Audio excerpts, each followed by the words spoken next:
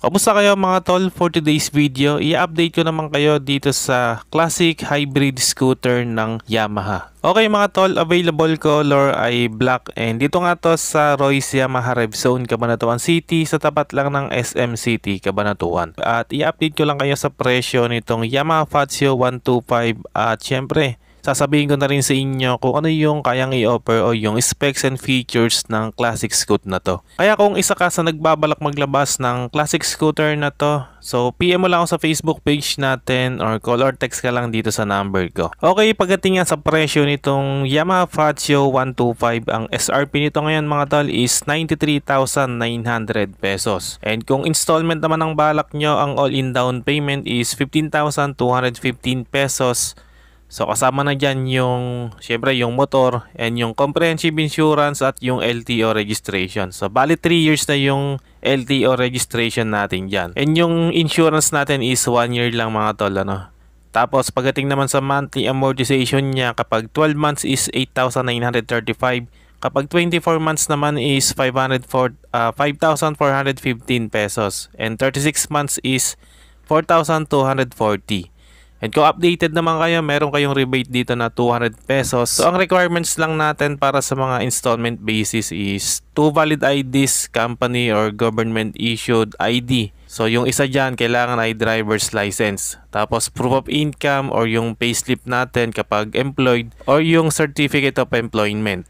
Tapos kung business owner ka naman, kailangan mo ng business permit and co-maker. Okay, yan lang mga tol, ano. Kaya sa mga interesado dyan, PM lang kayo sa Facebook page natin or call or text lang kayo sa number ko, especially kung taga Cabanatuan City kayo o taga Nueva Ecija kayo. Okay mga tol, pagdating nga sa makina, gumagamit ito ng 125cc engine displacement, air-cooled 4-stroke, single overhead cam, 2-valve, single cylinder, fuel injected engine. And naka blue core hybrid na rin mga tol yung engine ito, no? So iba siya doon sa ibang series ng Yamaha Mio. So ibig sabihin mga tol, yung makina nitong Fazio 125 meron siyang power assist. So nag-activate yung power assist ito kapag mag-accelerate tayo, no? So tutulong yung battery niya for 3 seconds.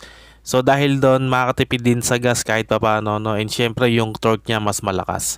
And dahil dito mas naging smooth pa yung acceleration natin and mas nagbigay ito ng more power for less fuel. And pagdating sa performance, meron itong max power output na 6.2 kW at 6,500 RPM and max torque na 9.9 Nm at 5,000 RPM. And para sa ating transmission, naka V-belt automatic itong Fazio 125. And para naman sa kanyang engine oil capacity, meron itong 0.84 liters capacity. Pagdating sa looks mga tol nitong Fazio 125, so same pa rin naman to doon sa naunang modelo, no? So bali color lang din yung pinalitan ni Yamaha dito. So para sa akin mas naging elegante pa lalo yung bagong itsura ng color o yung graphic design niya, no? So yung nasa harapan nga natin ay yung glossy black. So bukod nga sa elegant looking, talagang napaka-classy ng datingan nitong Fazio 125. So sa headlight pa lang natin, talagang mapapawaw ka na, no? And yung size niya, no, talagang bagay na bagay sa mga Pinoy height, lalong-lalo na sa mga lady rider diyan na gustong magmotor, ano, talagang ito yung para sa inyo, itong Fazio 125. Siguradong hindi kayo mahirapan dito dahil talagang mababa lang yung pinaka seat height natin dito. So mula nga dito sa headlight niya mga tol, meron siyang oval shape design dito, no? And talagang nagbigay yun ng more classic looks dito sa front end natin.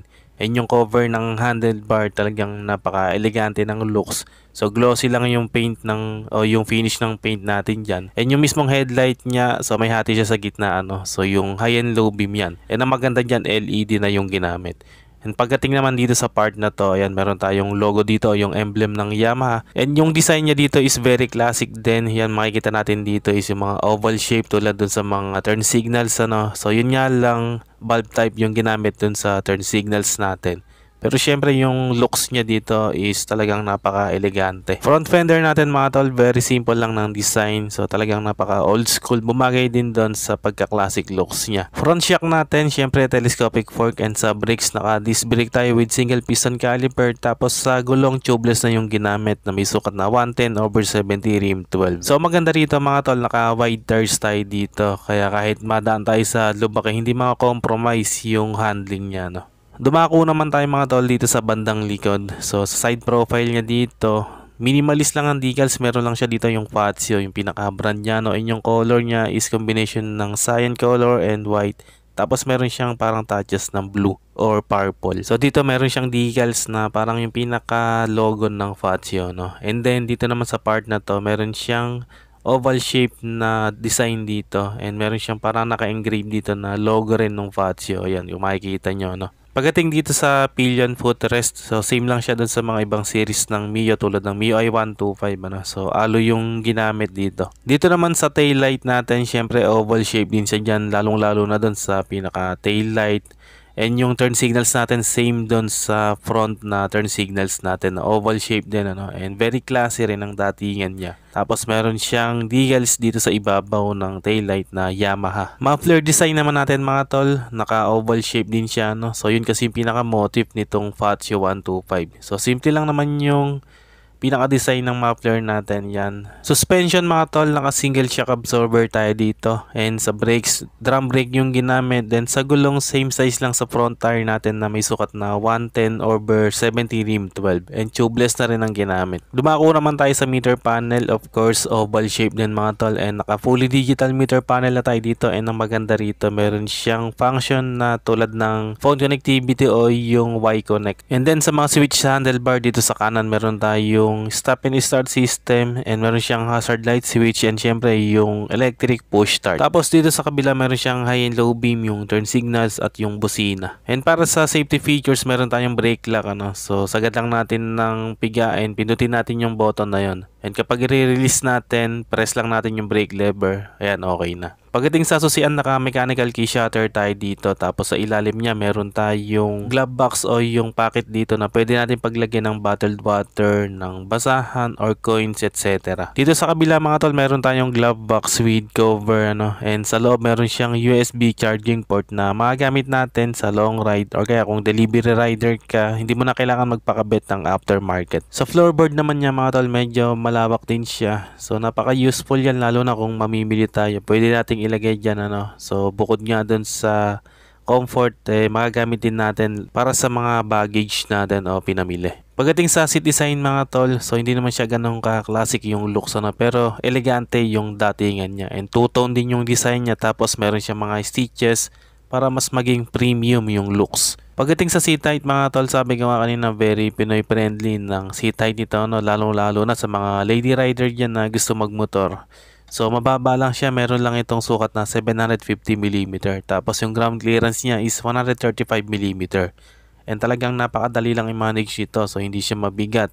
95 kilograms lang yung timbang niya, kaya siguradong kayang-kayang i-manage. Pagdating sa fuel tank natin, meron nga pala itong 5.1 liters fuel tank capacity. Okay mga tol, yan ang update natin para dito sa Yamaha Fazio 125 Hybrid. Sa mga interesado, PM lang kayo sa Facebook page natin or call or text ka lang sa number ko. Hanggang dito na lang muna mga tol, kung umabot kayo sa part ng video na to. And sa mga solid viewers natin dyan, maraming salamat mga tol sa panonood. At kung bago ka lang sa channel na to, huwag na magatubili pang mag-subscribe at paki-on na rin ang notification bell para ma-notify ka pag may bago tayong upload. Meron din tayong Facebook page, paki-like and follow na rin. Maraming salamat mga tol, always ride safe and God bless.